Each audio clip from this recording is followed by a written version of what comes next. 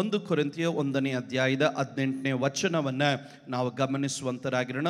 ಶಿಲುಬೆಯ ವಿಷಯವಾದಂಥ ಮಾತು ನಾಶವಾಗುವವರೆಲ್ಲರಿಗೂ ಹುಚ್ಚು ಮಾತಾಗಿದೆ, ರಕ್ಷಣೆಯ ಮಾರ್ಗದಲ್ಲಿರುವ ನಮಗಾದರೂ ದೇವರ ಶಕ್ತಿಯಾಗಿದೆ.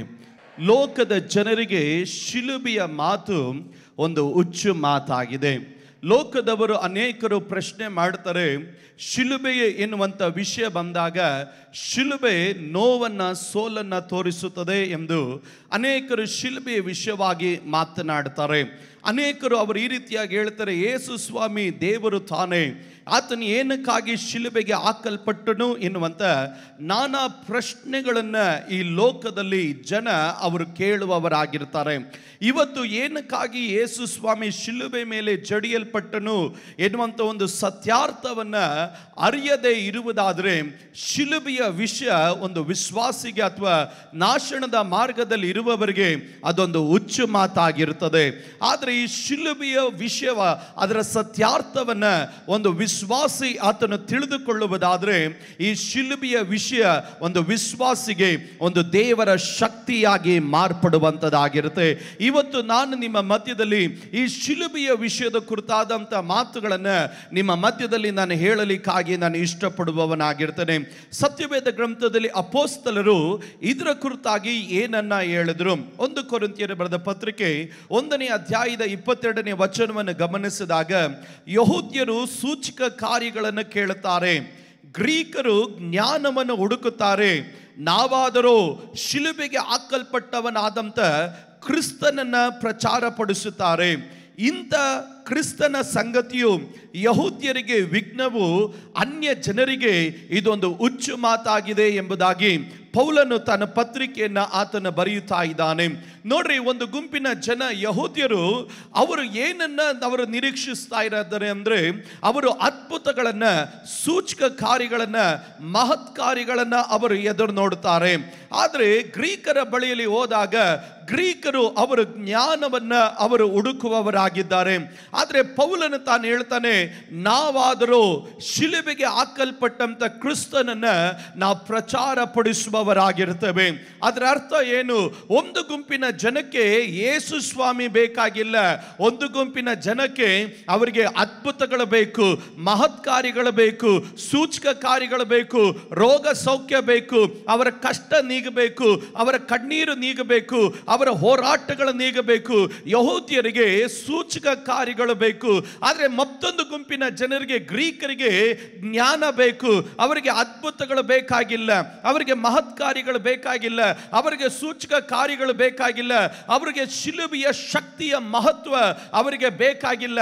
ಅವರಿಗೆ ಒಂದು ಒಳ್ಳೆ ಪ್ರಸಂಗ ಕೇಳಿ ಹೋದ್ರೆ ಸಾಕು, ಅವರ ಕಿವಿಗೆ ಇಂಪಾದದನ್ನ ಏನಾದ್ರೂ ಒಂದು ಮಾತುಗಳು ಕೇಳಲ್ಪಟ್ರೆ ಅವರಿಗೆ ಅಷ್ಟು ಸಾಕು. ಆದರೆ ಪೌಲನ್ ಹೇಳ್ತಾನೆ, ಈ ಎರಡು ಗುಂಪಿನ ಜನರ ಮಧ್ಯದಲ್ಲಿ ನಾವಾದರೂ ಶಿಲುಬೆಗೆ ಹಾಕಲ್ಪಟ್ಟಂತ ಕ್ರಿಸ್ತನನ್ನ ನಾವು ಪ್ರಸಂಗ ಮಾಡುವವರಾಗಿದ್ದೇವೆ. ಇವತ್ತು ನಾನು ಒಂದು ಕಾರ್ಯ ನಾನು ನಿಮ್ಮ ಬಳಿಯಲ್ಲಿ ಕೇಳಲಿಕ್ಕಾಗಿ ಇಷ್ಟಪಡ್ತೇನೆ.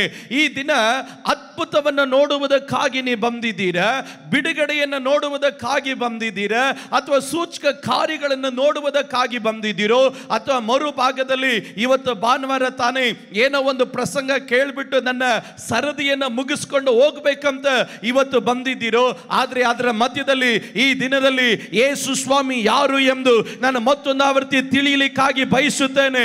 ಆತನ ಸತ್ಯವನ್ನು ತಿಳಿಯಲಿಕ್ಕಾಗಿ ನಾನು ಇಷ್ಟಪಡುತ್ತೇನೆ. ಯೇಸು ಯಾರು ಎನ್ನುವಂತ ಪ್ರಕಟಣೆ ನನಗೆ ಮತ್ತೊಂದು ಆವರ್ತಿ ತೆರೆದು ಬರಬೇಕೆಂದು ಬಯಸುತ್ತೇನೆ ಎಂದು ಹೇಳುವವರು ಯಾರಾದರೂ ಇರುವುದಾದರೆ ನಾನು ಒಂದು ಕಾರ್ಯ ನಾನು ಹೇಳ್ತೇನೆ, ಈ ಶಿಲುಬೆಯ ವಿಷಯ ನಾಶವಾಗುವವರಿಗೆ ಒಂದು ಹುಚ್ಚು ಮಾತಾಗಿದೆ, ಆದರೆ ನಂಬುವಂತ ದೇವರ ಮಕ್ಕಳಿಗೆ ಇದೊಂದು ದೇವರ ಶಕ್ತಿಯಾಗಿದೆ. ಯೇಸು ಸ್ವಾಮಿಯ ಶಿಲುಬೆಯ ಮರಣ ಎನ್ನುವುದು ಅಕಸ್ಮಾತ್ ಆದದಲ್ಲ. ಯೇಸು ಕ್ರಿಸ್ತನ ಶಿಲುಬೆಯ ಮರಣ ಎನ್ನುವಂಥದ್ದು ಲೋಕದ ಜನರು ಅವರು ಕುತಂತ್ರ ಮಾಡಿ ಯೇಸು ಸ್ವಾಮಿಯನ್ನು ಹಿಡಿದು ಆತನನ್ನು ಶಿಲುಬೆಗೆ ಅವರು ಜಡಿಯಲ್ಪಡಲಿಲ್ಲ. ಯೇಸು ಕ್ರಿಸ್ತನ ಶಿಲುಬೆಯ ಮರಣ ಎನ್ನುವುದು ಅನಾದಿಯ ಕಾಲದಲ್ಲಿ ಅದು ತಂದೆಯಾದಂಥ ದೇವರಿಂದ ನಿಯೋಜಿಸಲ್ಪಟ್ಟಿದ್ದು. ಆ ಶಿಲುಬೆಯ ಮರಣದ ಆ ಸಂಪೂರ್ಣತೆಯನ್ನು ಕುಮಾರನಾಗಿರುವಂಥ ಯೇಸು ಸ್ವಾಮಿ ತಂದೆಯ ಚಿತ್ತಾನುಸಾರವಾಗಿ ಒಪ್ಪಿಸಿಕೊಟ್ಟನು. ಅಲ್ಲಿಗೆ ನಿಲ್ಲಲಿಲ್ಲ. ಈ ಕಾಲದಲ್ಲೂ ಆ ಶಿಲುಬೆಯ ಶಕ್ತಿಯನ್ನು ಪರಿಶುದ್ಧಾತ್ಮನಾದ ದೇವರು ಆತನ ಪ್ರತಿಯೊಂದು ವ್ಯಕ್ತಿಯಲ್ಲೂ, ಪ್ರತಿಯೊಂದು ಸಭೆಗಳಲ್ಲೂ, ಲೋಕದ ಕಟ್ಟ ಕಡೆಯವರೆಗೂ ಈ ಶಿಲುಬೆಯ ಮಹತ್ವವನ್ನ, ಈ ಶಿಲುಬೆಯ ಶಕ್ತಿಯನ್ನ ಪರಿಶುದ್ಧಾತ್ಮನಾದ ದೇವರು ಆತನು ಸಭೆಯಲ್ಲಿ ಆತನು ಕೊಂಡೊಯ್ಯುತ್ತಾ ಇದ್ದಾನೆ. ಹಾಗಾದ್ರೆ ಇವತ್ತು ದೇವರ ಮಕ್ಕಳು ಗಮನಿಸಿ, ಈ ಶಿಲುಬೆಯ ಸಂದೇಶ ಎನ್ನೋದು, ಈ ಶಿಲುಬೆಯ ಶಕ್ತಿಯ ಸಂಚಾರ ಎನ್ನೋದು ಅದು ನಿಂತು ಹೋಗಲಿಲ್ಲ. ನೀವು ಎಫೆಸೀಯರ ಬರೆದ ಪತ್ರಿಕೆ 1ನೇ ಅಧ್ಯಾಯದ 13ನೇ ವಚನದಿಂದ ಅದರ 14ನೇ ವಚನದವರೆಗೂ ನೀವು ನೋಡಿದಾಗ ಈ ಸಂಗತಿಗಳನ್ನು ನಾವು ಗಮನಿಸುತ್ತೇವೆ. ತಂದೆಯಾದಂಥ ದೇವರ ಅನಾದಿಯಾದಂಥ ಸಂಕಲ್ಪ ಶಿಲುಬೆಯ ಮರಣ, ಎರಡನೇದಾಗಿ ಕುಮಾರನಾಗಿರುವಂಥ ಯೇಸು ಸ್ವಾಮಿ ತಂದೆಯಾದಂಥ ಈ ಚಿತ್ತಕ್ಕಾಗಿ ತನ್ನನ್ನೇ ತಾನು ಆತನು ವಿದ್ಯತೆ ಉಳ್ಳವನಾಗಿ ಒಪ್ಪಿಸಿಕೊಟ್ಟನು.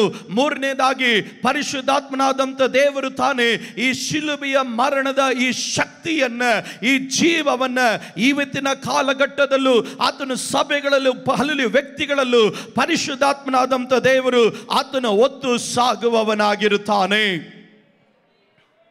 ಎರಡನೇದಾಗಿ ಈ ಶಿಲುಬೆಯ ಮರಣ ಎನ್ನೋದು ಇಲ್ಲದಿದ್ರೆ ನಾವು ಯಾರು ಇಲ್ಲಿ ಕುಳಿತುಕೊಳ್ತಾ ಇರಲಿಲ್ಲ. ಈ ಶಿಲುಬೆಯ ಮರಣ ಎನ್ನೋದು ಇಲ್ಲದಿದ್ದರೆ ಈ ಸತ್ಯವೇದ ಗ್ರಂಥದಲ್ಲಿ ಪ್ರಾಮುಖ್ಯವಾದಂಥ ಅಂಶನೇ ಇರಲಿಲ್ಲ.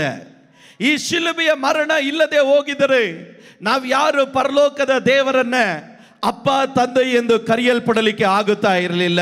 ಈ ಶಿಲುಬೆಯ ಮರಣ ಎನ್ನೋದು ಇಲ್ಲದೆ ಹೋಗಿದ್ದರೆ ದೇವರ ಮಕ್ಕಳು ಗಮನಿಸಿ, ನಾವು ಅನ್ಯರು ಪರದೇಶಿಗಳಾಗಿ ಹಲಲೆ ತಂದೆಯಾದಂಥ ದೇವರ ವಾತ್ಸಲ್ಯವನ್ನು ಅರಿಯದಂತೆ ದೇವರ ರಾಜ್ಯಕ್ಕೆ ನಾವು ಹೊರಗಡೆ ನಿಲ್ಲುವಂತ ವ್ಯಕ್ತಿಗಳಾಗಿ ನಾವು ಕಾಣಲ್ಪಡುತ್ತಾ ಇದ್ದೆವು.